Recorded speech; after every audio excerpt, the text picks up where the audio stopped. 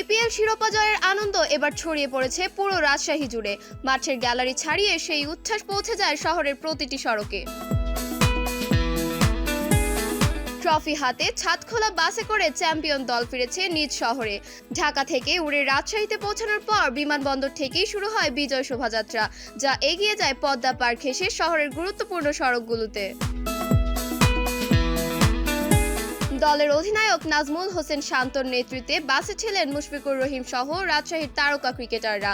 হাতে ট্রফি, মুখে হাসি, ঘরের মাঠে চ্যাম্পিয়ন হয়ে ফেরার আনন্দ স্পষ্ট ছিল সবার চোখে মুখে।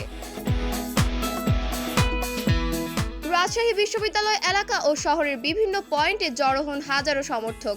প্রিয় দলের ক্রিকেটারদের এক ঝলক দেখতে রাস্তায় নেমে আসে মানুষ। স্লোগান, হাততালি আর উল্লাসে মুখর হয়ে ওঠে পুরো শহর। ছাদখোলা বাসে দাঁড়িয়ে সমর্থকদের উদ্দেশ্যে হাত নাড়িয়ে শুভেচ্ছা জানান তরুণ ক্রিকেটার জিসান আলম। সমর্থকদের ভালোবাসা ও আবেগে আপ্লুত ছিলেন পুরো দল।